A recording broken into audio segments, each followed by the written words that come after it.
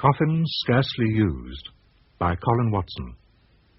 Dramatized for radio by Brian Wright, with Peter Jeffrey as Detective Inspector Purbright.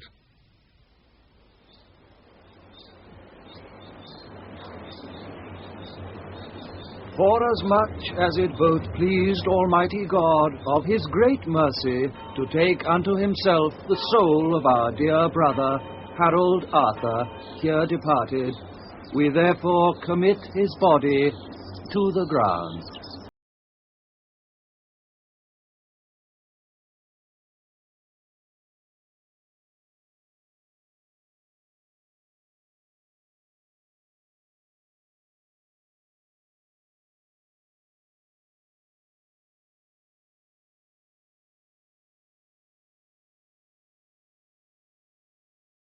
Turn up evidence of fraud at Carableek and Spade Limited. I hesitate to overrule you, Purbright, I really do. But now Harold Carableek is dead and buried. I think we ought to drop this investigation. Yes, but the owner dead, his widow pleading complete ignorance, and the firm's books gone missing. It's not promising, I admit. What I do know is you could stir up a lot of unpleasantness and still get nowhere. Carableek was a counsellor, J.P., sponsor of good causes, fine war work in the docks, all that. But this is 1956, not 46. V.E. Day was 11 years ago, sir. I'm sorry, my mind is made up. Your decision, sir, of course. Excuse me. Inspector Purbright. Yes, Sergeant? Seen the flax for a citizen. They've given Holy Harry a great send-off. Holy Harry? Harold Carableek, that's his nickname down the docks, on account of his purge of the red light district, you know. Listen to what it says here. Sergeant Love, as of now, the Carableek case is closed by order of Chief Constable Sharp. Oh, sorry to hear that, sir. Yeah. This will be Holy Harry's epitaph, then. Respected citizen. Successful director of ships, brokers, blah, blah. Passionate concern for moral welfare. Who writes this stuff? The proprietor of the Citizen, I expect, Marcus Gwill, who just happens to be Carableek's next-door neighbour and chum. Oh, like that, eh? Carableek and Gwill, all boys together.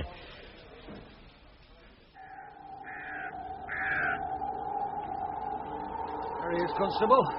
That's exactly where I found him, right under the piler. Stone cold dead. What time was that? Oh, on my way back to the farm. About 20 minutes ago. It's Mr. Gwill. Mr. Gwill. He lives down at the Aspens. Big house down on Heston Lane. Poor old Mr. Gwill.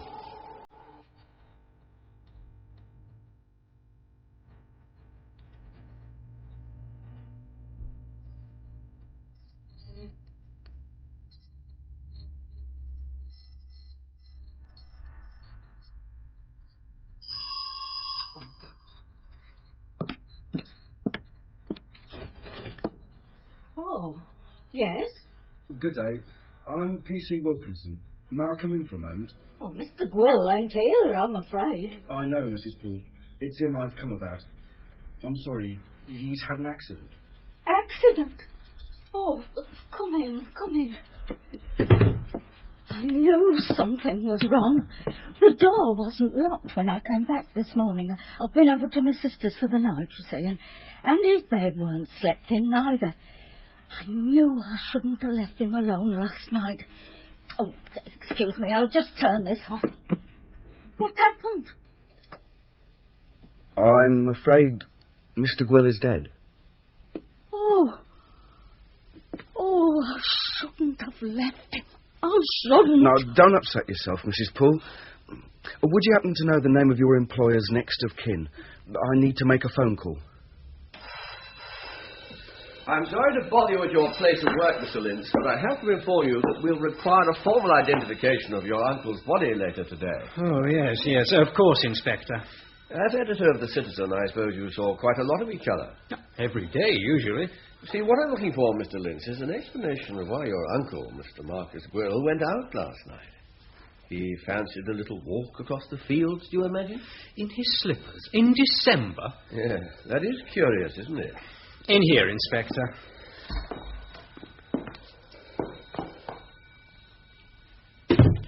Please, take a seat. Yeah, thank you.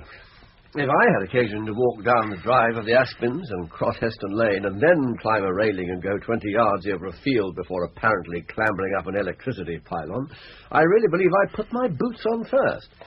Still, gentlemen can do rather eccentric things when the mood takes them. My uncle was not an eccentric. He managed to make too much money for that. I imagine you will have no cause to regret his good business sense. Ah, I suppose I am his heir. I really haven't thought about the will. Of course not. When was it you last saw your uncle alive, Mr. Lynch? About 6 o'clock. I drove him back to Heston Lane. How did he strike you then? Same as usual. I didn't notice anything wrong. Had he been depressed or worried? If he had, he didn't confide in me. Well, things run pretty smoothly here. No bereavements of any kind, relatives or friends? Not that I know of. His neighbour, Mr. Carrowbleat, died about 6 months ago. Were they at all friendly? They were neighbourly, I believe. Nothing beyond that? I really don't know, Inspector. Mr. Carrowbleat's widow still lives next door. You could ask her. Yes. Do you think your Uncle Marty's housekeeper might be of some help? No, I doubt it. She's not very bright, and she dabbles in spiritualism. She's convinced that the house is haunted. Spooky place, Sarge, you got to admit. Oh, bloody cold, too. Anything else? We ought to measure the height of that cable arm. Climb up like old Quill. Let's call it 25 feet, shall we? No, 27. That'll sound as if we really know. Oh, afternoon, sir. Afternoon, Sid. Nothing doing round here? What had you in mind, sir? Cloth fibres, nail fairings, you know. Detective Constable Harper here found a couple of marshmallows. Marshmallows? Mr. Grill had a bag of them in his pocket, sir. Oh, we're about finished. Oh, fine. I'm on my way down to the house. Doesn't look too inviting a place, does it? Probably explains its reputation. Harpy's just been telling me. Funny old Quill believe in it, though. How do you mean? Oh, country gossip, sir. Some of the locals have had the notion for a while now that there was a ghost lurking about outside Gwill's house. Oh, it sounds daft, and I wouldn't repeat it, but a cousin of mine happened to be cycling back from town just before 12 last night, and he saw Mr. Gwill splashing water about on the ground from a big can or something. Just inside those big wrought iron gates. Oh, it was dark, mind you, but he was pretty sure that's what he was doing. And what did your cousin make of that? Well, it sounds silly, but holy water. Some sort of ritual, he thought.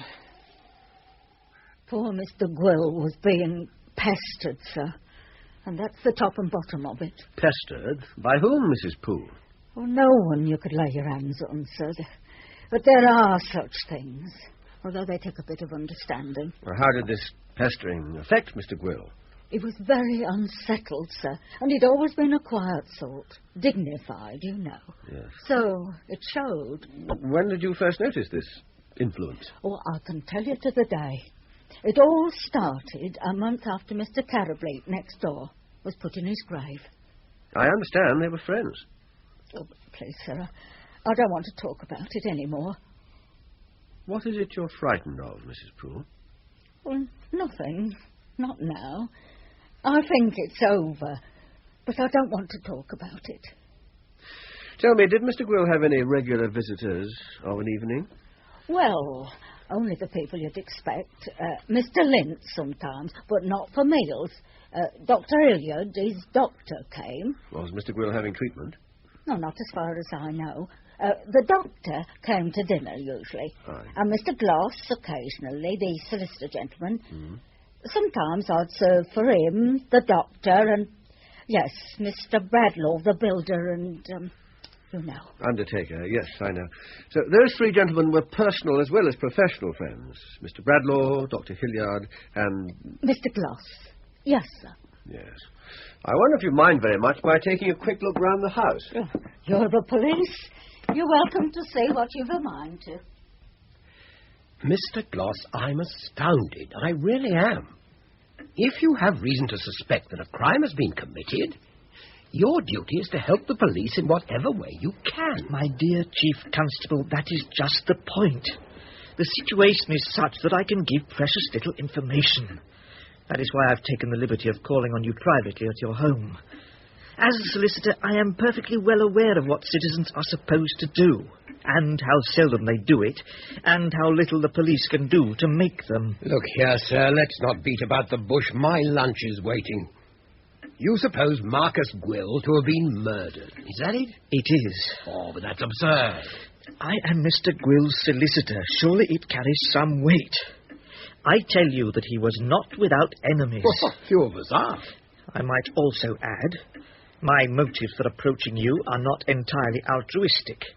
You see, I am not confident that my own safety is henceforth assured. Look now, Mr. Gloss, why don't you tell me what this is all about? Who exactly is threatening you? Please believe me when I say it is no one against whom you could possibly take direct action.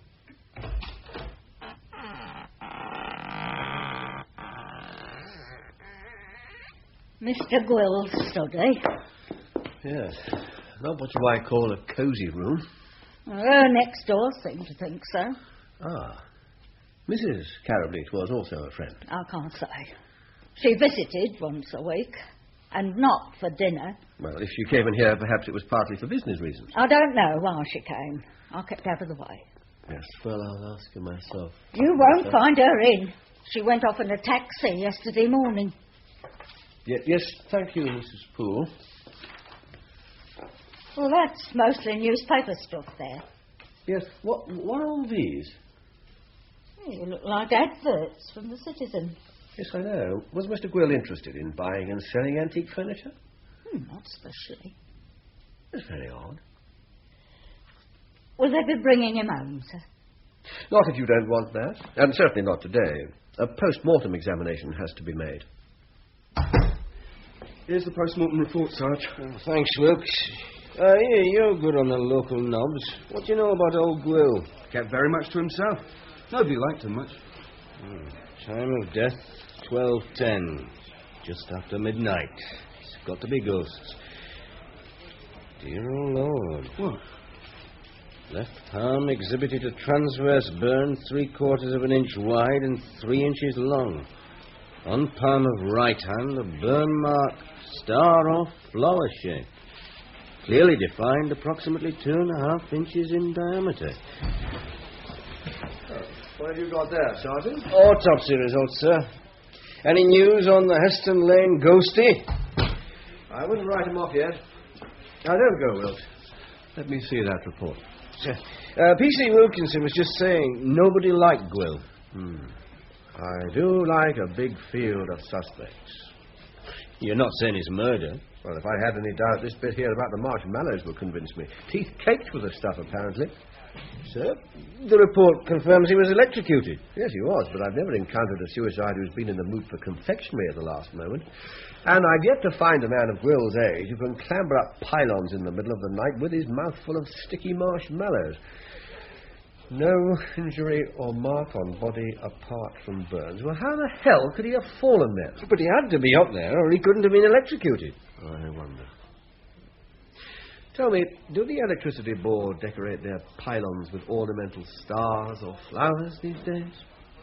Not that I know. Oh, see what you mean. The burn mark on the right palm. Yeah.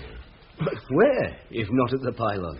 Well, first find your star or flower-shaped electrode. You better ask Forensic for a photograph of those burns. Can't have been far from Gwill's house. He was in his slippers, and he was seen alive just before 12 by Harper's cousin. Baptizing his driveway against spirits. Do what? Never mind the eccentricities for a moment, Sid. Let's start from the sound assumption that people seldom get themselves murdered by complete strangers. Wilkes, I want you with Harper on the knocker down Heston Lane this afternoon. Right, sir. And gently does it. This is Flaxborough, not Chicago, Illinois. Flaxborough isn't designed to cope with murder, any more than that municipal building is designed to cope with earthquakes. This crime is out of context. For one thing, it's cleverness. Gwill wasn't forced to grasp whatever electrocuted him. He suspected nothing. Was his murderer a friend or a relative? He seems to have had an almost Edwardian penchant for entertaining professionals. He was the client of one guest, the patient of another, the potential customer of the third. No, there need be nothing sinister in the association, of course. 3 well-to-do friends. 4, presumably, until Harold Carrowbeat died. Oh, talk of the devil. Good afternoon, Mrs. Carrowbeat. Oh, hello, Inspector. I was hoping to have a word. You've been away. Yes, I've just got back from Shropshire. Did you want to speak to me particularly? Oh, it's not that business about my husband's firm again. No, not that. Where did you spend last night, Mrs. Carrowbeat? Oh, this is something new. May I ask why you want to know? Your next-door neighbour was murdered last night. Not Marcus. Murder? Marcus? Mr. Gwill, yes. But that's extraordinary. You sure? If I weren't sure, I'd scarcely be running around asking questions. Oh, no, of course not. That was silly of me, but it came as such a surprise. I fancy Mr. Gwill was surprised, too. Oh, it's dreadful, isn't it? Dreadful. I was wondering if you might have anything helpful to tell me. I really can't see what you think I might know about it. Where did you spend last night? At the brink of discovery. I beg your pardon? I'm sorry. It's a geographical joke. The brink of discovery is a pub, a small hotel, rather, on the far side of Shrewsbury. Would you happen to have the bill? Oh, really, Inspector? Here. Any particular reason for the visit? I often go down there. The West Country used to be my home. I need a change occasionally from this marsh of a place. Thank you. Rather expensive. My husband left me adequately provided. I suppose he did. What was the purpose of your weekly visits to Mr. Gwill? Well, who says Oh, you've been talking to Prowler Poole. Well, I did pop in occasionally to keep him company. The two of you didn't happen to share an interest in antique furniture. What? Never mind. Good afternoon to you, Mrs. Carrowbeat. Oh, hello, Rupert. Inspector, this is Dr. Hilliard, Inspector Purbright. But you possibly know each other already. Only by reputation. Yes, a shocking day, Inspector, shocking. You have been kept busy and out of mischief, lady, I trust? I am at present being tactfully helpful to the police. Excellent. Though tact is not always what helps policemen, surely. Discretion can be pursued too far.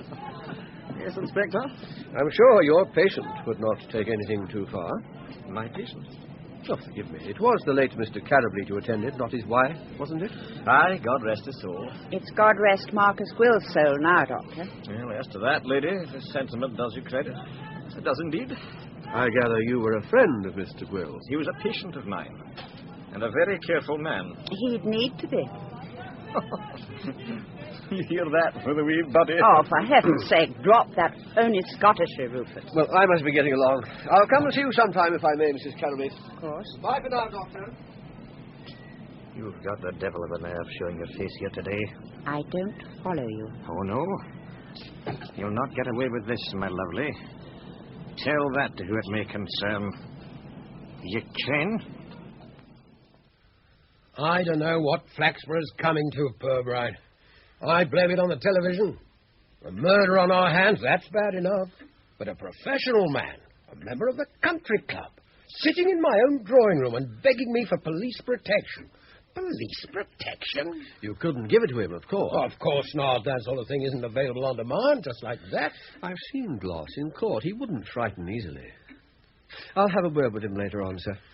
If he really is nervous, he'll probably be more forthcoming after a night or two listening to creaking floorboards. Damn it all, old Gwill wasn't the sort of fellow you expect to get murdered. Why? Well, his nephew George Lynch has something to gain.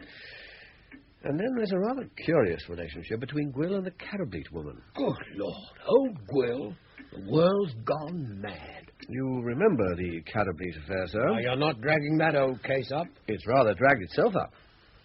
Carrowbeat and Gwill. 2 friends and neighbours, local dignitaries, one dead while still under investigation, the other murdered in mysterious circumstances. And now they'll lie side by side in Heston Cemetery, just as they lived side by side in Heston Lane. Shut the gate then, lad. All right, nag. What was it like in there? Better. Got a cup of tea there? Oh, lucky devil. Got anything else? List of people who might have been at Gwill's place after midnight? Don't talk wet. These people all sink into a coma around 8. Oh, no, Harvey.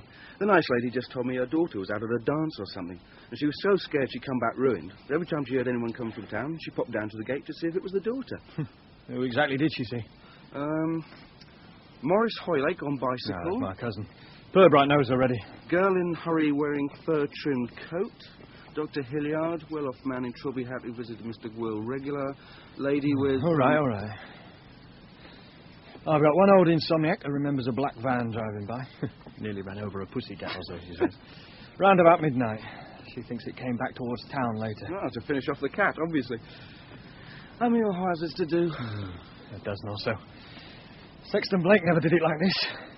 I love to go wandering along the mountain track, and as I go I love to sing my knapsack on my back. Still here, sir? What's that? You tell me. It belonged to old Marcus. An album. Funny sort of hobby. It's all furniture adverts. Why? We'll ask our friend the editor. How'd you get on with Lynch's wife, by the way? I, Gladys Lynch, am a married woman and 41 years of age. I reside with my husband George in a nice house and already have a cocktail cabinet, a free pass to the Odeon, 2 beautiful children and a telly. What kill old Uncle Marcus? Why should I? I was a land girl in the war. Right. Now tell me what you said without meaning to. One, she thinks the undertaker, Jonas Bradlaugh, did it. Mm-hmm. 2, she suspected Gwill of making money on the side. How? Buying and selling antiques? She hadn't a clue.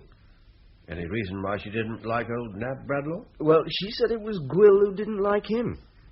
Uncle once said something about fixing Nab Bradlaugh if he'd a mind to. Sounded like a threat. And when was this threat made? Several months ago. But the remark stuck in her mind. It's a very narrow mind. A murdering undertaker. Sounds too good to be true. Ah, Mr. Bradlaugh, come in. Sorry to keep you waiting. Good evening, Doctor. You're not ill, I take it. No. Glad to see you. Well? Will you take a dram? No. This whole damn thing will have to be dropped for the time being, Doc. It cannot and needn't be. Get that into your head, Bradlaugh. We can build it up later when the fuss has died down. What's running smoothly now will have to be kept running or abandoned altogether. And I'll not see that happen after what we've put into it. But the police... The police. And what will they do? Run round in ever-decreasing circles until they become their own colonic stoppages. Provided that you and I and Roddy Gloss remain helpfully obscure and unproductively cooperative, the police can do nothing. Roddy Gloss is just a shade too clever sometimes. Keeping up with him can be dodgy. Ah, stop frightening yourself, Bradlaugh. Marcus asked for what he got. By God, he did, but it can't be left at that. The police aren't the problem. Eh? There's a certain person we need to find, and quickly. Look, there's only one way to do it. A patient of mine, one of the more grateful ones, she works at the telephone exchange and is in the right place.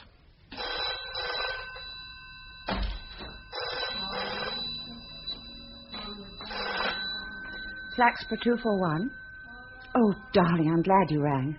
Something terrible's happened here, though it may have its... You know? How? Well, it's not in the national papers yet, is it? What? Yes. That Inspector Purbright has spoken to me. He's seeing me again sometime. Oh, no, of course not.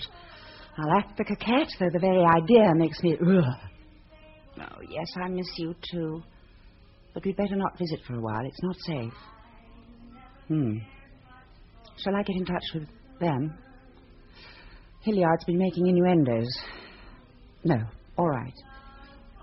They are innuendos, darling, aren't they? Darling? Darling?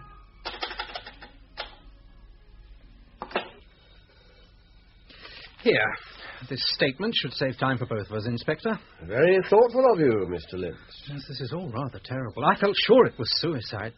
You will find that I managed to spend all last night in the company of witnesses, I'm glad to say. Yeah, so I see.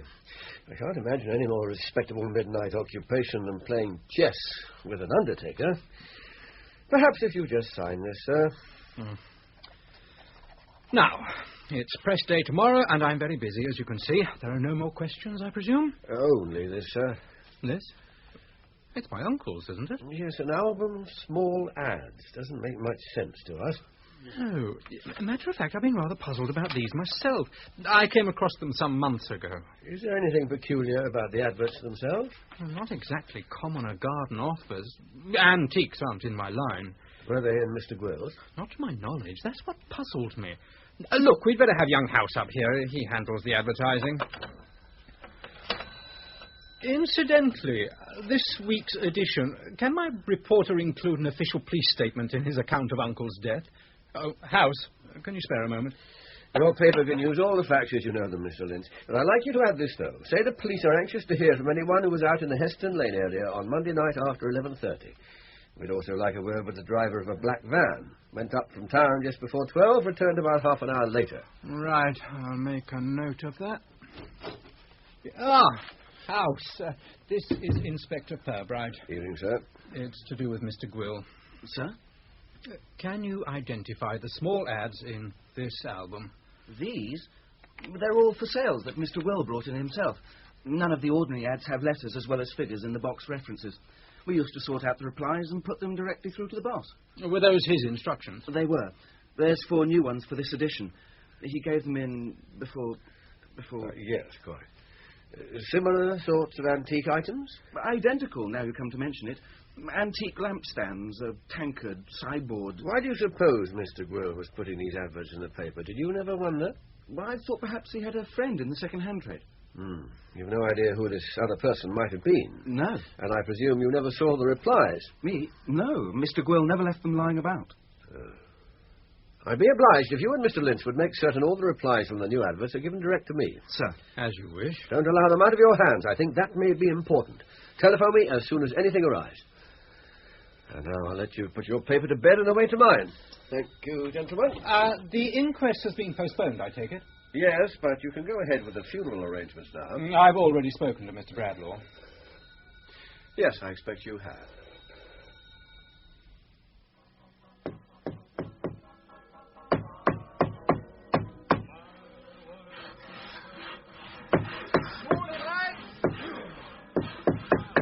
How's the missus, Ben? Hey. Oh, better, thanks, Mr. Bradlaugh. Nice board, this, Ben. Take the beading over the knot. This is a 5-star job. It's for Mr. Gwill. Oh, a couple of blokes waiting in the office, boss. All right. I've been expecting them.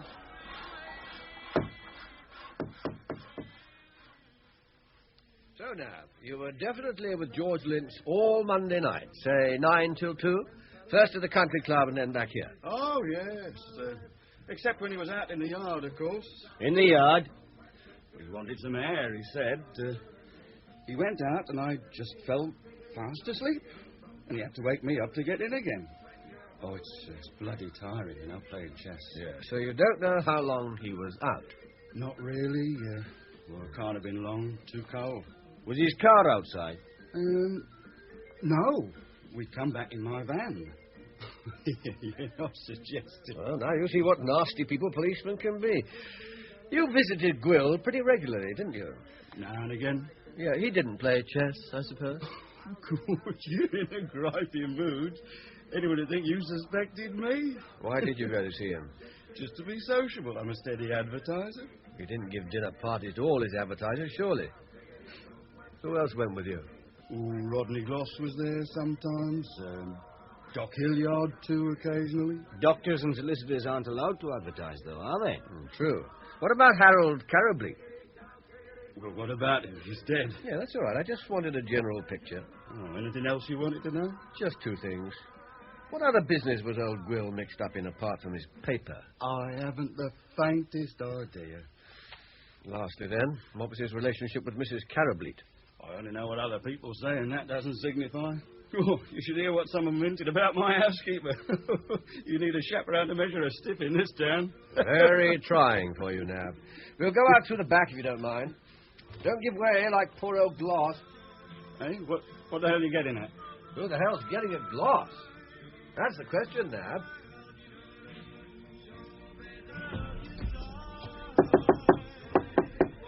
There's a nice glass of coffee in bed. Ah, well, it's not every week we bury a newspaper editor. It's photo took this one, you see. Is that Mr. Bradlaw's van outside? Black one, yeah. Oh, it's not parked dangerous, is it? We'll check. Come on, Sergeant. Coppers. Cheers, Sid. Didn't know you were a member of the country club, sir. I'm not, but the doorman thinks I am. Mr. Chubb brought me here once. So, according to the steward, Bradlaw is a big drinker. Lintz pukes on a pint. He picked his way out of here on Monday night like a deep-sea diver. Nab was steering him, cold sober. Which means it's possible Bradlaw knew what was going to happen and felt in need of an alibi. An alibi? Is that what you made of his story? Well, it was thin. Yes, very. Bradlaw and Lintz could have cooked it up between them.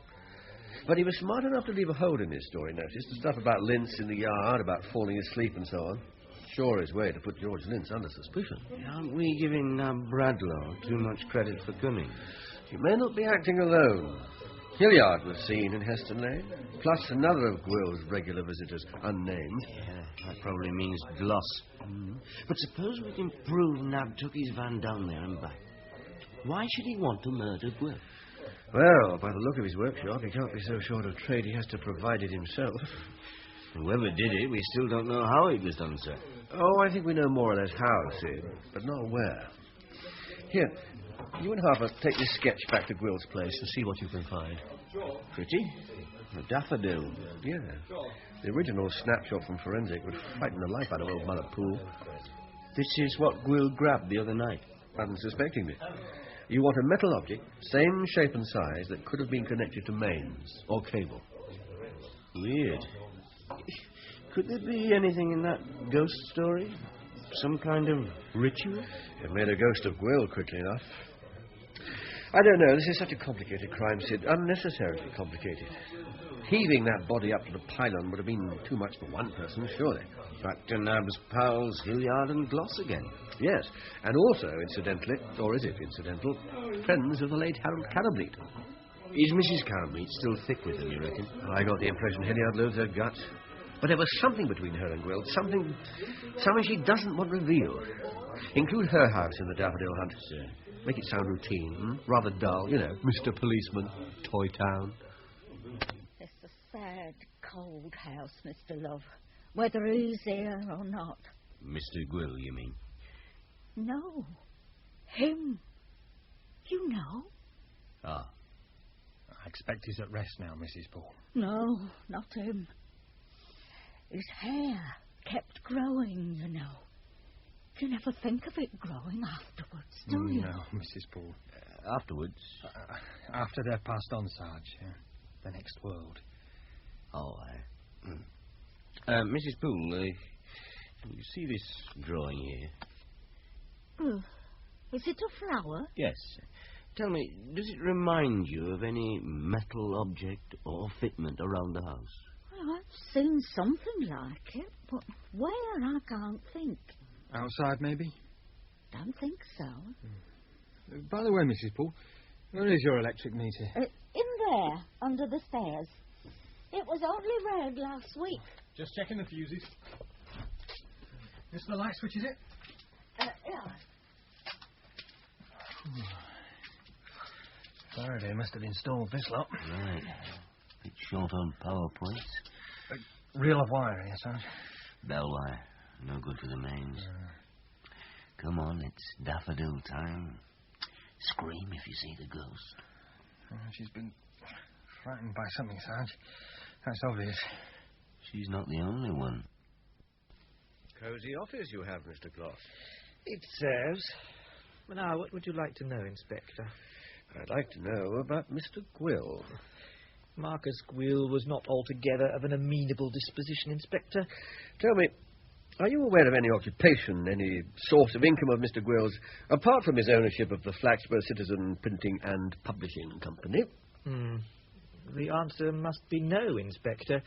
Not that the bare negative is incapable of qualification, but in the context of a police investigation, it will serve. If I were of an uncharitable disposition, I might take that to be a roundabout way of saying that your client's sudden departure has left some money lying around that isn't strictly accounted for. Upon my soul, but you're a perceptive fellow, Inspector. Gentlemen in commerce are naturally concerned to meet the contingencies of our times, taxation and so forth. Marcus often boasted of supplements to his means, although as far as I have been able to check, they were not spectacular. Oh, don't misunderstand me. They represent no part of the money that has accrued from his publishing business. Can you tell me what they do represent? No, I'm afraid I cannot help you there. Well, perhaps you care to provide me with the name of Mr. Gwill's bankers. I can readily ascertain this, of course. Eastern Provinces, Flaxborough branch. It is my private belief that these supplements were obtained by means of questionable legality. What they were, I do not know, and I do not wish to know. But some months ago, I noticed a change in Marcus' manner. He became more excited, yet there was an element of fear in his excitement. I received the impression that some third person was being deprived of a share in the gains, and my client's sense of elation came from his discomfiture. His? Well, hers, of course. Why not? Why not a woman? Well, all right, if you must. I don't know what you expect to find in my house, but I've no objection. Come in. Very kind of you, Mrs. Carableek. Thank you, ma'am. You see, you were away on the night that, Mr. Gwill was murdered, yes. Beg pardon, ma'am. I know you were rather close to the gentleman. What if I was? No offence, ma'am. The point is, the house was empty. Yes. Anna, the girl who cleans for me, had 3 days off. Ah, then someone else might have been here. Someone else? An intruder. No signs of a break-in, ma'am. No, of course not. Nobody else with a spare key, perhaps? Anna doesn't have one, no. Well, now, Mrs. Carableek, this is what we're interested in, mainly. Is this a joke? Wish it were, ma'am. This daffodil is deadly. I'm convinced of it, Inspector. For reasons best known to himself, Marcus conveyed a false impression of his relationship with me, his legal advisor.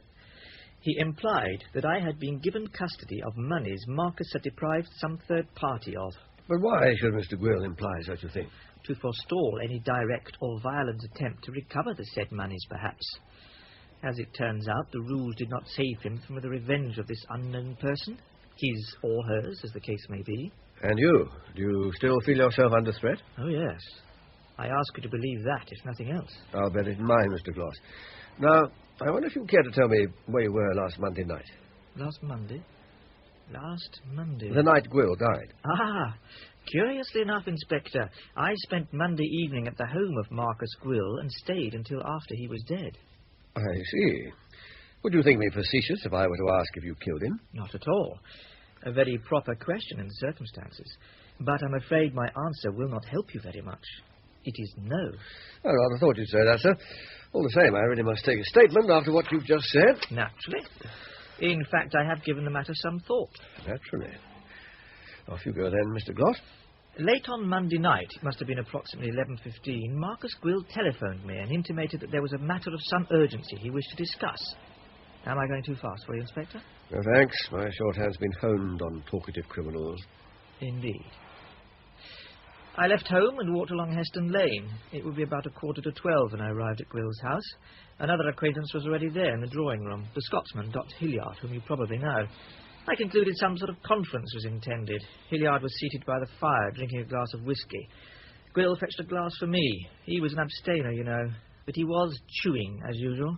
Adult sweet-eaters invariably annoy me, so furtively self-indulgent. Is this part of the statement? I mentioned the chewing and my irritation because it explains why I can tell you very little of something significant that occurred next. Which was? The telephone rang, and Gwill took the call there in the drawing room. However, I was so preoccupied with the appalling way his mastication moved the mouthpiece up and down, I failed to take in the conversation. But it was very brief. He put the receiver down, mumbled something about being back in a few minutes, and hastened out of the house. He did not come back, and I never saw him again. Hilliard and I waited for perhaps half an hour. Then we left the house and walked to our respective homes. There seemed nothing more practical to do. Yes.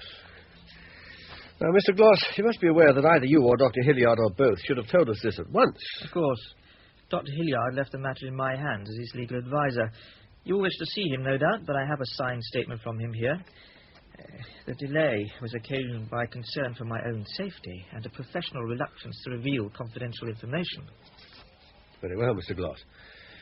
Did you lock the door of the house when you left? No, we weren't sure he had taken his key. You felt no anxiety on his behalf other than being worried about locking him out? None.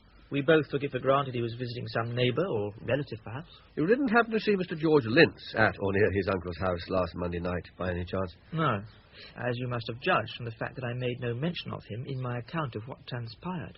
Quite. Was Mr. Jonas Bradlaugh at the house? Not while I was there. One last question then, Mr. Gloss. Did you notice if Mr. Gwill took a bucket or can of water down the drive on Monday night? Water? No. What on earth would he been doing with a bucket of water? What indeed?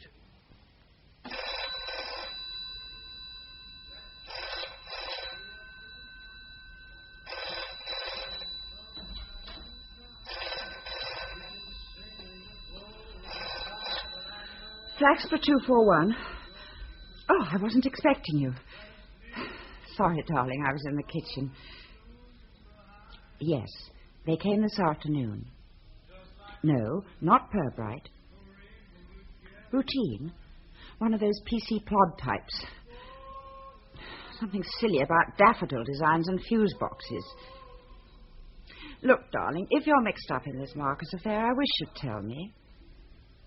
But will it ever be finished? Will it? Yes, I'm listening. Come on. Come in. Ah, hello, House. Those replies to the box numbers have arrived. Good. How many? More than usual. 14. Right. I'm taking them over to the inspector now. I'd like you to escort me. Yes, Miss Lentz. Any particular reason? The inspector obviously intended you to keep an eye on me. Sir? Didn't you know I was under suspicion of murder? Yes, Sergeant. Send them straight up. Put the kettle on, see it, and stand by for steaming envelopes. If Lintz was involved, he'd have used his position as editor to squash the whole thing somehow. The box numbers may have nothing to do with the murder, of course, so that doesn't rule him out. No, though it's in his favour that both Bradlaugh and Gloss tried to set him up, I think. You don't believe Gloss's story? Up to a point. He's too frank. A murderer or his accomplice wouldn't have mentioned those marshmallows, for instance. Not unless it were an essential part of his alibi or self-justification. Why not? Well, because it's one of those pathetic little details about his victim a murderer prefers to forget. But they were all there that night, I'm sure. Gwill, Gloss, Hilliard. And I'd be much surprised if Bradlaugh wasn't as well. They were in something or other together. And on Monday night, an emergency conference became necessary. Either that or the three of them went there by arrangement to put Gwill out of the wet. With a daffodil we can't find. Seems a very uncertain way of doing someone in, doesn't it? Well, not really. A shot of mains current could be just as effective as a cannonball. A bath is a classic case.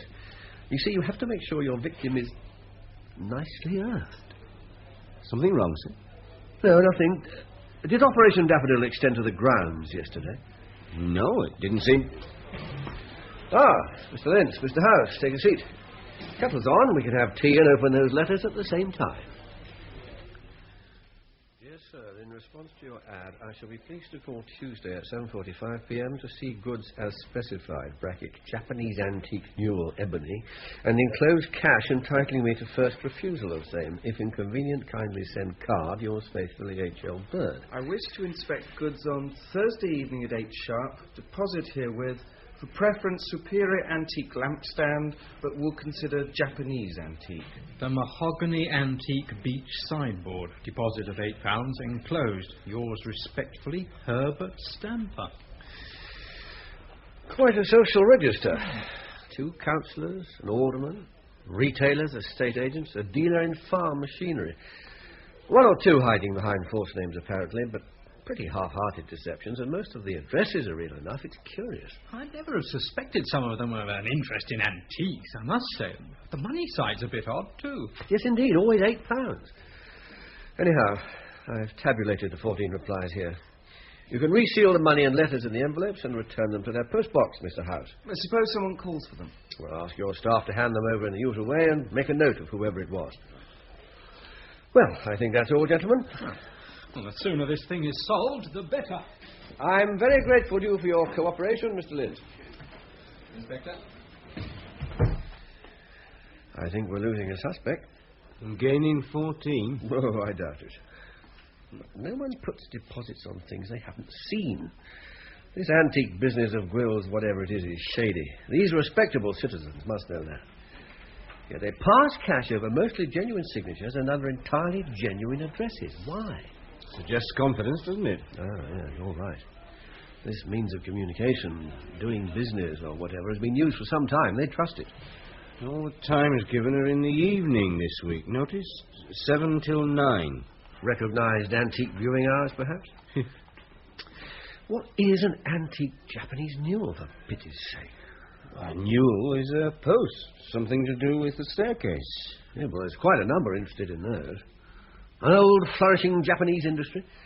No, wait. Here's an Egyptian newel inlaid dodecahedronic. Bloody hell. A 12-sided newel. I mean, it's ridiculous. These boys aren't after antiques. I bet you they couldn't tell a Queen Anne leg from a barmaid's elbow. Is it a code, sir? A robbery split 12 ways. Right. Ingenious, yes. And superior antique lampstand? I don't know. Try other words with the same initials. S-A-L, smash and... Language? What about swipe auntie's laundry? Well, all right. How about blackmail? Oh, Sid. Well, these people are all well off and respectable. 2 of them are on the council. 9 are members of the country club. But so is the chief constable. It was blackmail, Sid. And if Gwill was the blackmailer, there'd be no 8 quidses today. With Gwill dead, they'd all be celebrating the closing of the account. But they might not have known who was blackmailing them. That's the beauty of a box number. That's true. But why all this appointment business after the money had been handed over? Okay, then. Only one thing to do. Pull in a couple of these characters and drag it out of them. Not just yet. No, here's a better idea. Choose one of this lot who doesn't know you and follow him on the day of his appointment. You and Harper. Follow him all day? In this weather? Well, he's not likely to call and tell you how and where he's ready to go newel viewing, is he? Just supposing he knows himself. You can borrow the Hillman, but don't park it without lights or anything. The police in this town are bastards. You're telling me. Come on, Sid, cheer up. I think I've got a present for you. What? A daffodil.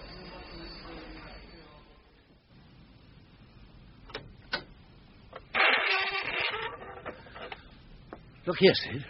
The handle on the gate. Daffodils. Yeah, I see. Oh, it's a nice bit of wrought ironwork, actually. Does this make it suicide after all, sir? I mean, if Gwill was seen splashing water about down here... Someone assumed to be Gwill, I think. It was dark, remember? Oh, an electric lead would have been clipped up here somewhere. They'd have run it along that hedge, most like. It couldn't have been spotted in the dark. No, probably not in daylight. And the question is, from which house? I think Mrs. Cannable's most likely. Yes. Yeah.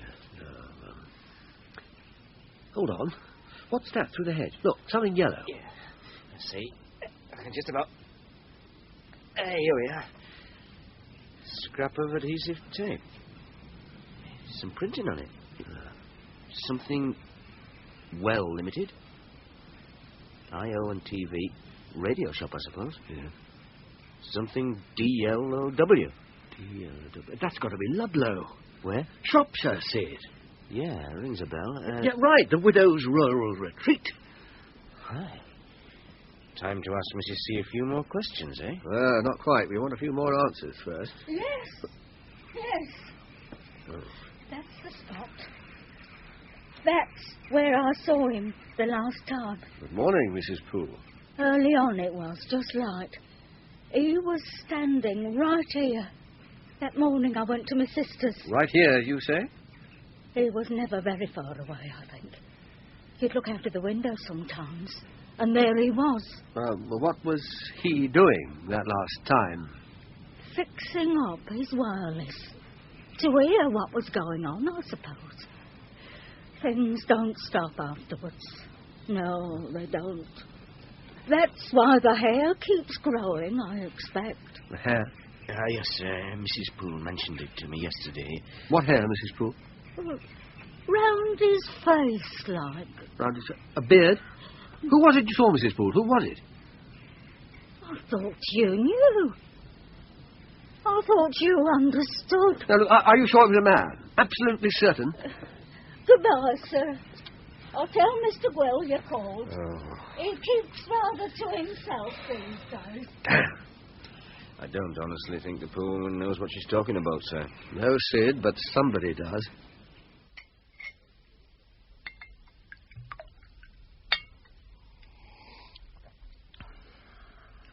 Are you with me?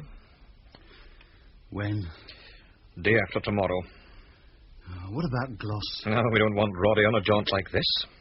You sure you can find the place? I'm confident. We know the number of the call box. We can find it from there. Wouldn't it be better to wait until she goes again and follow her? We can't afford to sit around waiting. No, I haven't slept for 3 days, you know that. You must let me prescribe you something. Or would you like an appointment to inspect a superior antique lampstand? None whatsoever. As his bank manager, I would certainly have been aware if Mr. Gwilver had any interest in the sale or purchase of antiques. Well, that seems clear enough, Purbright. Yeah, but he was receiving money from some unspecified source, Mr. Smith. Without doubt. Had you any impression what that source was? Unfortunately, no. Because the money was deposited in cash? There are, as they say, no flies on you, Inspector. Well, thank you for your cooperation, Percy. We must make up a Fort Bridge sometime. I take it you have no more questions, Purbright. To sum up, except for that one anomaly, there was nothing unusual about Mr. Gwill's account? Nothing? Unless you count the will, of course. The will? Which will? Oh, another good client of ours. The late Councillor Carableed's bequest. I say, good Lord. But, Mr. Smith, surely Mr. Carableed left a widow. Ah, yes, a peculiar circumstance, that. But the will was quite explicitly in Mr. Gwill's favour, and that of certain other beneficiaries.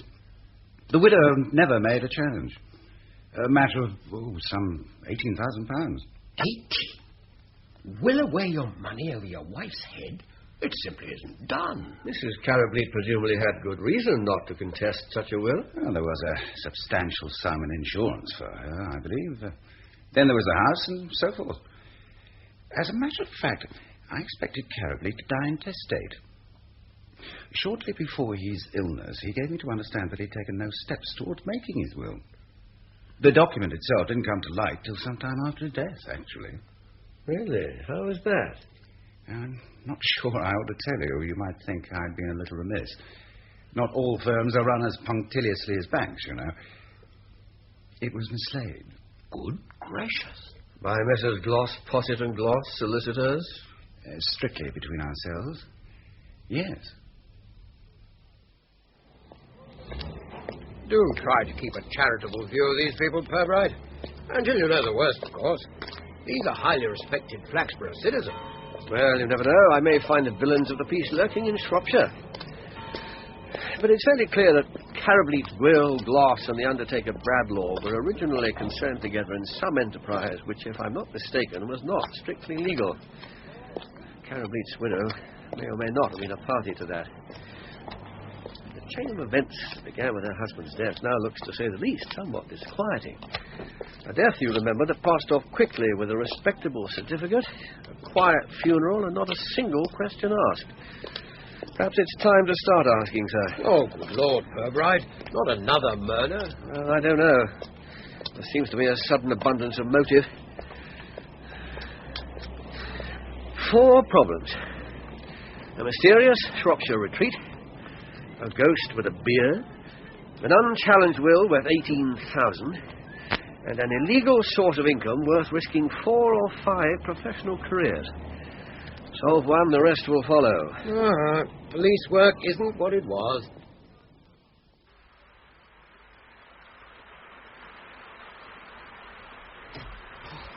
Hello, Harpy. All right for you sitting in a car. I'm soaked. Any sign of Councillor Ledbetter yet? No. Bloody waste of time.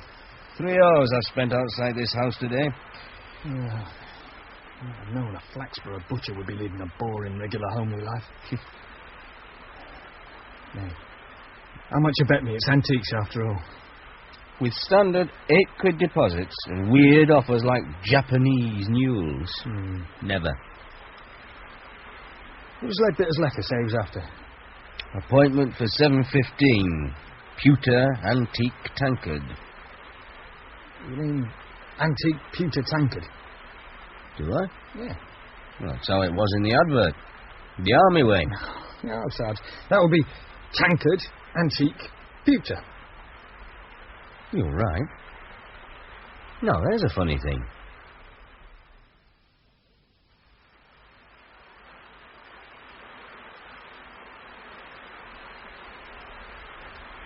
What's the time, Harpy?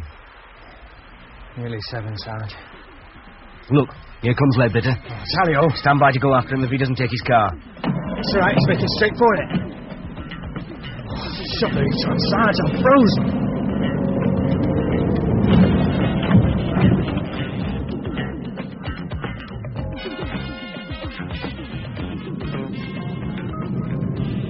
He's going to turn right. Super terrace. No signal, Sarge. Should we nick him? Shut. He's stopping. Get out and keep with him while I park this thing. Your clerk has just taken possession of a bundle of box letters, Mr. Gloss. May we assume the relevant adverts were placed by you or on your behalf? Oh, no, Inspector. No? No, I merely chanced to find the counterfoil while I was sorting through some of the late Mr. Gwill's papers today. In a professional capacity, you understand. You've no idea what the letters are about, I suppose. No idea at all. Here they are, in this drawer. They appear to be concerned with antiques. Sizable sums of money are involved. Perhaps you have an explanation. One or two conjectures, perhaps. My apologies for disturbing you so late, Mr. Gloss. Not at all. I was on the point of locking up. And I shall now have the pleasure of walking with you as far as the country club. Poor Marcus. He's turning out to be quite a mystery, isn't he? No more than the next man, Mr. Gloss. He went in this one, Sarge. The one with the brass plate. R.M. Hilliard, M.D. Right. In we go.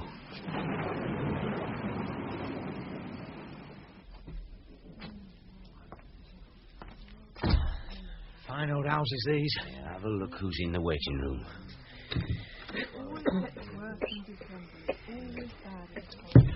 A bad leg, a pregnant lady, and one acne sufferer.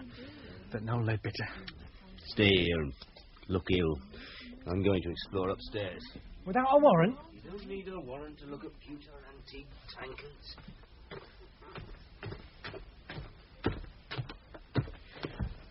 Oh. Evening?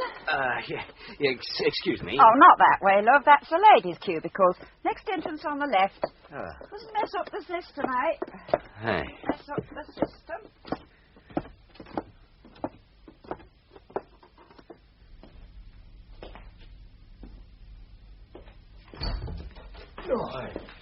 Beg pardon. Is he not, isn't it? Yes. Yes, it is. Yeah, what cubicle number are you? I'm not sure. Well, look there on the notice board. Cheer up, Squire. Bit of treatment will do you a power of good.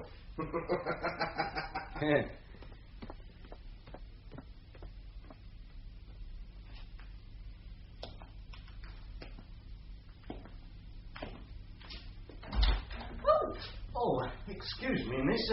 My mistake. Wrong cubicle. Blimey.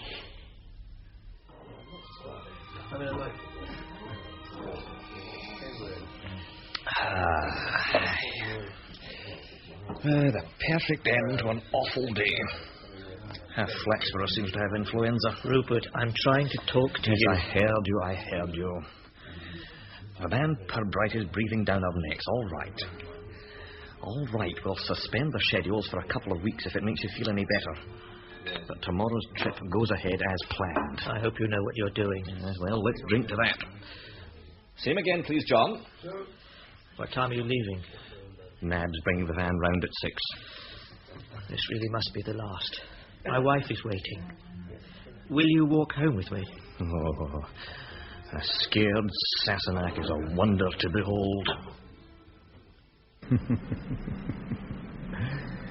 What was that girl wearing again?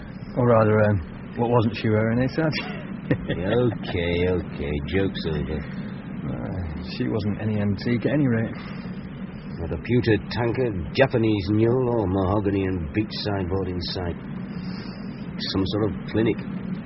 Private, can't be national health. No waiting, regular appointment times pinned up. That's that. I wonder what happened to Leadbitter. Funny his treatment should coincide with his antique appointment. Mixed the dates up, probably. What his trouble is? Looks healthy enough. So did Mabs come to that. Mabs? Oh, she was the woman you saw on the stairs. She looks in her face when she passed me in the hall. Poor old Mabs. Well, you used to meet her when I was on the beat down the Harbour District. Broad Street, you know. Oh, I know, yeah. Entertaining the Merchant Navy. Roaring trade during the war. More knocking shops and telegraph poles down there at one time. Till Holy Harry Carableet became chairman of the Watch Committee. Poor old Mabs. That her surname? Oh, no. Short for Margaret Abigail Beryl Shooter. Mabs, see? Everybody called her that. Comes of having your name read out in court too often. Yes. Sergeant, are you thinking what I'm thinking?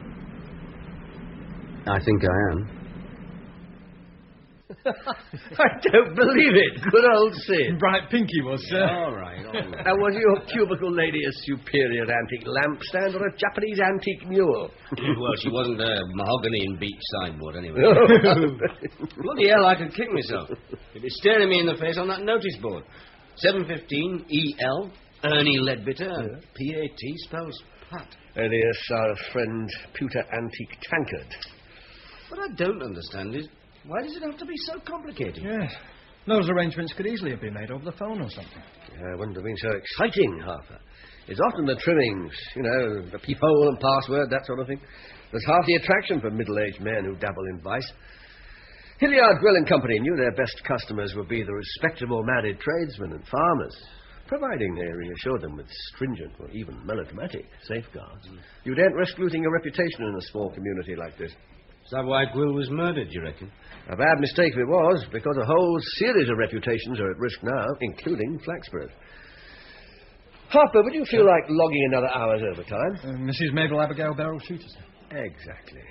She's probably relaxing after the evening shift. Be nice to be in a position to prefer charges tomorrow, and I'm very interested to know when and how the racket was started. Sir. Take the Hillman. Right, sir. Murder charges, is this, sir? No, one thing at a time, Sid. Keeping a disorderly house. Very orderly, as a matter of fact. Yes, those cubicle things, were they an original part of the house? I don't think so. They look like conversions. Not brand new, but recent. Yeah. I expect that's Nab Bradlaugh's building firm on the QT. Probably. Nab's no better than he should be. But a doctor, that's what sticks in my throat. Above his own surgery, too. Your feelings do you credit, Sid. But I rather think breaking the Hippocratic Oath was only a beginning. Oh, here we are, Roddy. Home sweet home? I'm obliged to you for escorting me. Much obliged. Well, we can't have you frightened, Mr. Gloss. No. It's a hard frost tonight. Aye. 5 to 1, we'll have snow for Christmas. Look out, Roddy! Stand!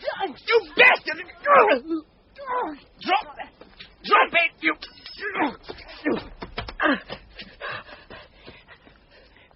Roddy? Roddy? You'll be better staying with friends, Mrs. Gloucester. The constable will take you. Right. Everything all right, Sergeant? Yes, sir. Yes, she's all right, I think. Sure. Now, Doctor, you say you saw nothing of this assailant? No. Well, how big was he? Which way did he go? I tell you, I didn't see him. It was over in seconds. Roddy was dead by the time Mrs. Gloss and I got him into the house. What's the matter, Doctor? I had something of a shock. Or hadn't you noticed? How do you account for the blood on your sleeve, sir? See if you can turn over a man with a heart wound and stay clean. It would be no use asking if you'd seen this before. Show him the knife, Sergeant. No, of course I haven't. Now, would you care to tell us the object of your meeting with Mr. Gloss at the country club? Liquor, relaxation, conversation. In that order.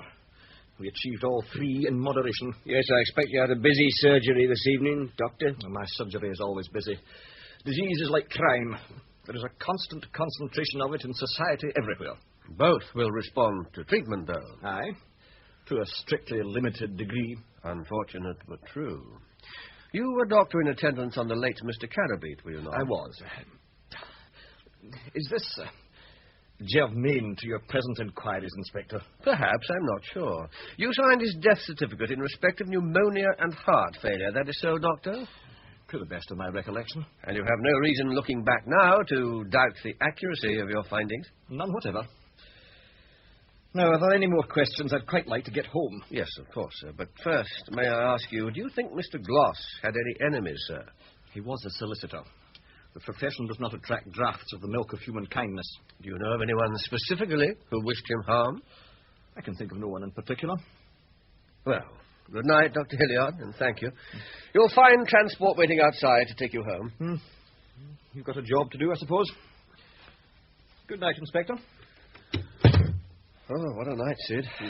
A brothel and a fatal stabbing all in 2 hours. The chief constable will never speak to me again. Well, you got someone to charge for both of them, at any rate. No one's going to tell me you wouldn't know what the assailant looked like. If there really was an assailant, there's street lamps all along the road. Bloke's a villain, stands out a mile. You're probably right. But that doesn't mean he murdered Gloss.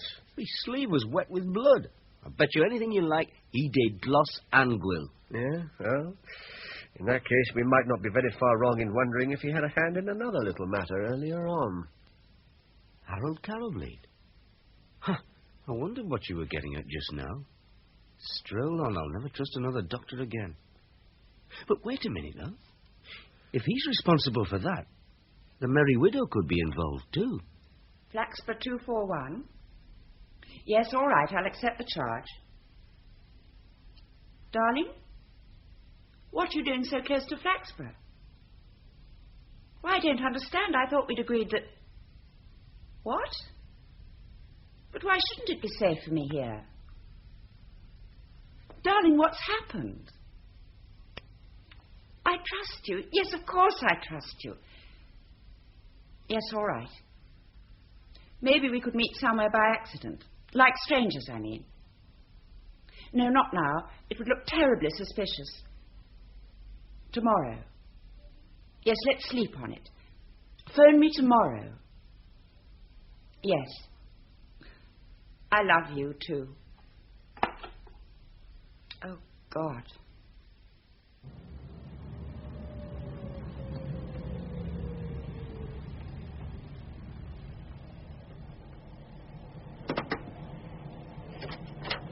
All right, get in. What kept you, Bradlaugh? It's only 5 minutes past 6. Lady didn't come at all after you rang last night. Got no choice now, you fool. Will you take a swig? No, enough for me. Got all your gear? Yes. Got yours? Yes. Let's get to work.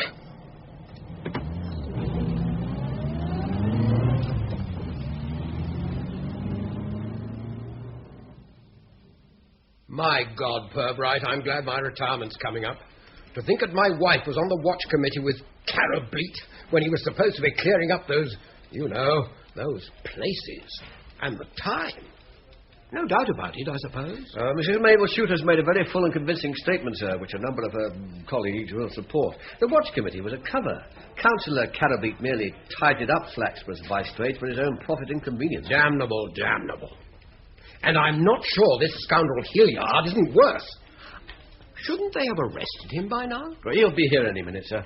Mrs. Popplewell, the magistrate. She's getting rather restless in there. Yes, I'm sorry to ask for a special court at this early hour, but I'm due in Shropshire at 1. But, here we are. Well, Where's Hilliard? He wasn't at home, sir. What? Yeah, he won't be far away, Mr. Chubb. He went out before his cleaning woman arrived. Oh, didn't you search at all? I went round to Bradlaugh's place, sir. He's gone off somewhere, too. His housekeeper, or whatever she is, she told us Nab went out early in the van. Didn't say where or why. God, that's worrying. I should just think it is. I've got Mrs. Popplewell waiting in there, specially. I hope Hilliard hasn't come to any harm. Harm? Damn it, what am I going to tell Mrs. Popplewell? I don't get you, sir. Well, thinking about it last night, that blood on his sleeve came from a wound in his own arm. The knife was meant for him as well. He might have gashed himself to give that impression, sir. Well, in which case he would have made no secret about it. That means Bradlaugh must be our man. On the face of it, yes. But damn it, you say he's missing too. What shall I say to Mrs. Popplewell? She'll think Flaxborough is falling apart. No, Bradlaugh's not a footpath assassin. Whoever it was must have been exceptionally confident and tough. Doesn't sound like old Nab, and it kind of rules out Mrs. Carabreed. Yeah, which reminds me, I have a train to catch. Excuse me, sir. My apologies to Mrs. Popplewell. I'll be back late tonight or early tomorrow, Sergeant. Put out a call for Hilliard and Nab, and Nab's van. One moment, Inspector Purbright. Sir? I'm sure you know what you're doing. But with 2 related murders, and now possibly 3, or even 4, you see how I'm placed. I must ask you, arrest your murderer, or murderers, within the next 36 hours, or I shall ask Scotland Yard to give me assistance. Oh, how anyone could live in a bloody wilderness like this? It has its advantages. That cottage, that's it. And very nicely set up, very nicely. Aye.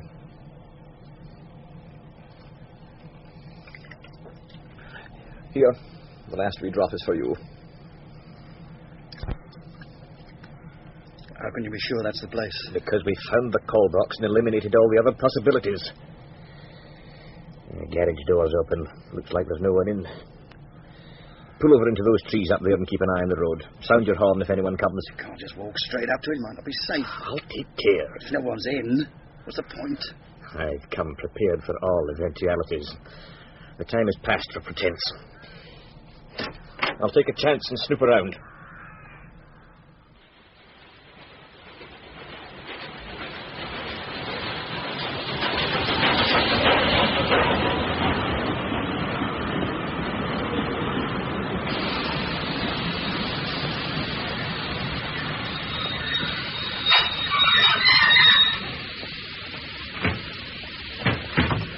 Inspector Purbright? That's me. Inspector Gibbons, Shropshire County Police. Very grateful for your help, Inspector. We've got a car to take you straight up to the brink of Discovery Hotel, and good news, we've located your electrical shop in Ludlow. Marvellous. Do they remember selling any flax? Yes, last Saturday. A long length of heavy-duty lead is an unusual sale, apparently. But I'm afraid the customer was a complete stranger. Description? Vague. Big fellow with a beard. Any use? Maybe. What's this brink of Discovery place like? Oh, not for the locals. Owner's ex-showbiz from north. Wife's a former beauty queen. Does either of them have a beard? A pair of smoothies in every sense.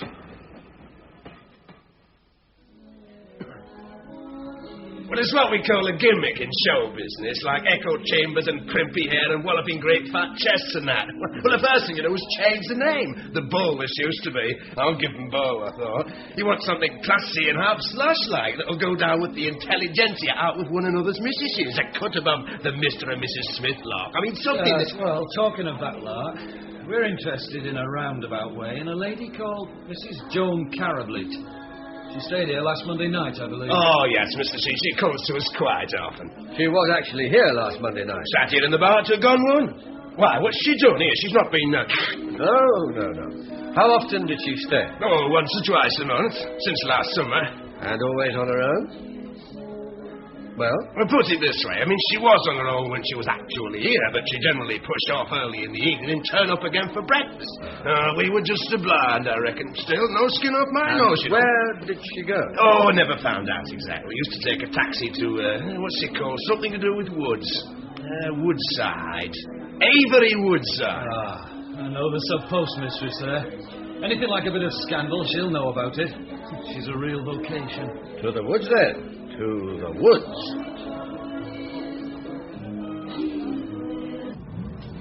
Almost back in civilization. Be home in time for a late dram at the club with luck. Come on, man. We're in the clear now, once and for all. The boys in blue will be busying around for weeks to come, you see. So we keep our heads down. Have you squared everything for tomorrow? Yes. And this is the last time. Third time unlucky with Inspector bloody Purbright in the offing. Car's still in the garage. Should be someone around. Do you want to see this John Barnaby character on your own? No, you come on in. I'm not at all sure what I'm going to say to him anyway. Are you the John Barnaby who's been receiving regular visits from Mrs. Joan Catterbleek of Flaxborough? I mean, amongst others. Quite a fella. And I've never known local gossip to be wrong about that sort of thing.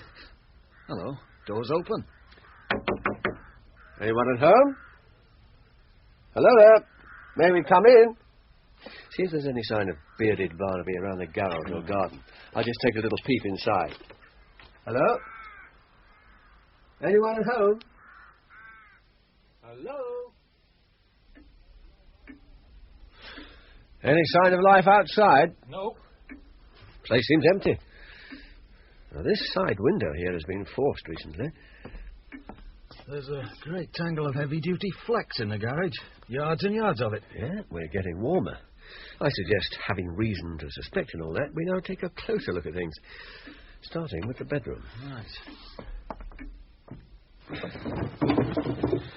Looks like he had a bath or shower in a hurry. Everything chucked on the bed. What's that on the floor? Oh, it's a glass top or something. Go through these clothes, will you? I'll try the kitchen. You find anything? Nothing much in the clothes. Well, plenty of money and odds and ends. No papers or letters. No driving licence or name tag? No. Well, he had his cornflakes and coffee this morning, by the looks of it. Rinsed the dishes. All tidy. What made him strip down to his birthday suit so suddenly? Hello. What you got there? It's one of those little glass things. Oh, it's a stopper from a little glass container. You know, like those medical things. Files. Oh, yeah. I'm beginning to wish we had a sample of that breakfast. Yes. Wait a minute. This spoon will do. What for? See if I can unscrew this waste pipe. Oh, yeah. See if you can find something I can hold underneath it. Right. Here's a jar. Right. Oh. That's it. Now then. Coming. Oh! Now then, what do you reckon that funny white gunge is? Something of which I fear Mr. John Barnaby has caught his death.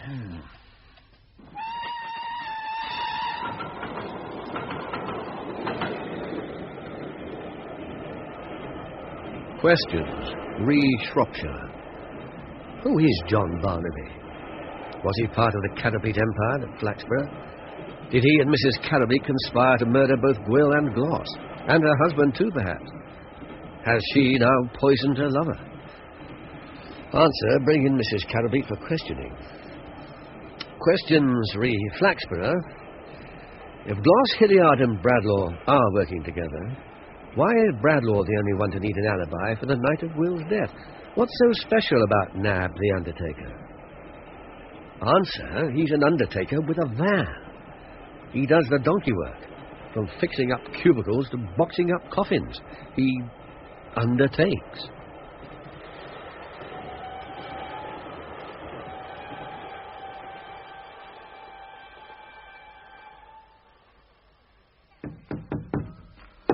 Oh, good morning. Morning, Ben. Morning, Ben.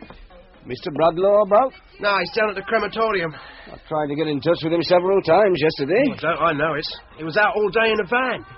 Here, Mr. Purbright, is it true Doc Hilliard has been arrested? You'll read all about it in the Flaxborough Citizen, Ben. Who told you? The missus was at the surgery this morning. Look, truth. Will Nab be back soon? Well, I reckon so. He won't be in a mood for visitors, though. It's a family do. Family? Well, sort of. His housekeeper's uncle died very unexpected. Local man? Anyone we know? I never met him. Not while he was alive, any rate. Big, healthy-looking bloke with a beard. Makes you wonder. Name of Barnaby. Barnaby? Come on, Sergeant. Here, what's up? Here, what's up? We give thee hearty thanks for that it hath pleased thee to deliver this our brother, John, out of the miseries of this sinful world, beseeching thee that it may please thee. Stop! Stop! I am a police officer! Stop! Really, officer, this is disgraceful. Excuse me, sir, excuse me. The district coroner has authorized the post-mortem. You must stop everything. Hey? I didn't know the coroner. Shut up, Sid.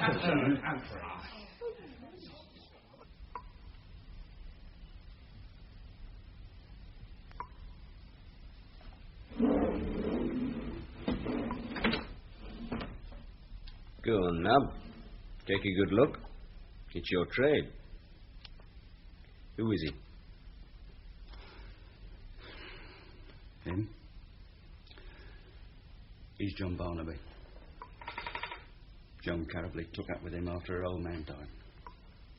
The bastard was... Just a moment. Caution him, Sergeant. What, here in the morgue, am I? You're not obliged to say anything in reply to questions, but what you do say may be taken down and given in evidence. Right, you were saying the bastard. Or would you prefer to wait for your solicitor? Roddy Gloss has been here already. Or had you forgotten? Listen. Joan Carribley was her husband's secretary. She was in on our little sideline. The stupid bitch only goes and tells that bastard Barnaby everything, names the lot.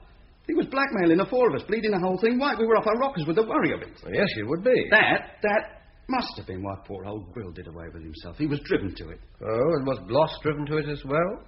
No. Roddy was killed by that devil Barnaby in cold blood. Blackmailers don't usually kill their victims. But that's the sort he was, I tell you. Go on. Look, as Hilliard... The doc's a sick man, you know. I couldn't do nothing with him once he got started. Listen, I didn't realise what I was letting myself in for. After Barnaby had been back at the cottage for a while, Hilliard forced his way in again. I went with him. Barnaby was lying fast asleep half under the kitchen table. God knows what the doc had spiked his grub with. Well, we got him into the bedroom somehow. It was a hell of a wait. Look, I thought we'd gone down there to frighten Barnaby off, that's all. Then before I knew what was happening, Hilliard sticks a needle into him. What could I do? That was it. Finished. Who signed the certificate? Hilliard, of course. Referees? Scott, I think, and that other chap in Duke Street. The usual dotted line stuff. Oh, I wouldn't know about that. Sergeant Love, would you see if they're ready for us outside? Sure. Tell me now, why was it necessary for John Barnaby's body to be stripped before you brought him back in the van? Who said he was? I say, and I'll tell you why. Because he travelled back in style. In a coffin you'd taken with you for that specific purpose. You knew damn well he was going to be murdered, Nab, didn't you? No. A little party, Inspector. What's this in aid of? I took the liberty of bringing Mrs. Carribley here in the hope she'd be able to help us in a formal matter of identification. A trifle closer, if you please, madam. These things are always a little disturbing, but I promise you there's nothing to frighten or revolt you. Just a little nearer. Oh, my God. Harold. Oh, my God.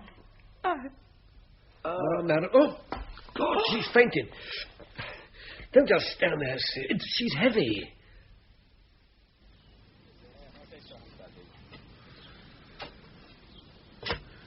"30 years on the force, and this is my first exhumation.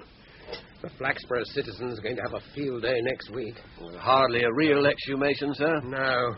The late Harold Carribley was later than we thought, eh? Oh, a very astute gentleman. He organised his own timely death, with a little assistance from Hilliard and Bradlaugh, and then went down to Shropshire and simply grew a beard. He must have fancied his position to be extremely strong. He'd avoided a likely spell of imprisonment.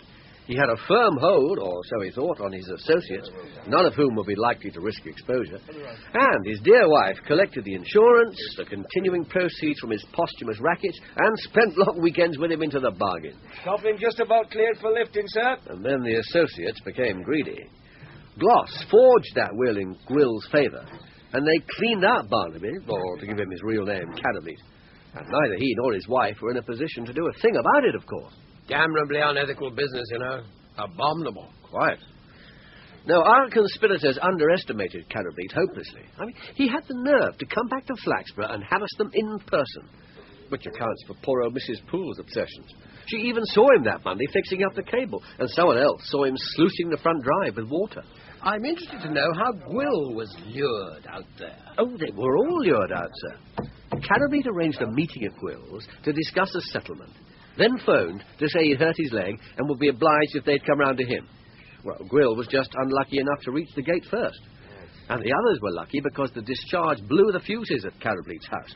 Upon my soul. 2 lads with screwdrivers on this side. I suppose his friends, if I may call them that, I suppose they placed Gwill's body under that pylon. Oh, yes, with the help of Bradlaugh's van. Would have looked bad for them otherwise. And while they were up in the field, Carrowbeat, alias Barnaby, shot away back to Shropshire in his car. His wife knew nothing about it, but he'd provided her with a precautionary alibi, just in case. Not as perfect as his own, of course. He was officially dead. Yeah. Now, let's inspect the grisly remains. Filled with sandbags, sir. And these. What? The ledgers of Carrowbeat and Spade, ship's brokers. Heavens above. Turned out a good, solid coffin, old nub. I'll give him that. 6 feet under for 6 months, and it still looks scarcely used.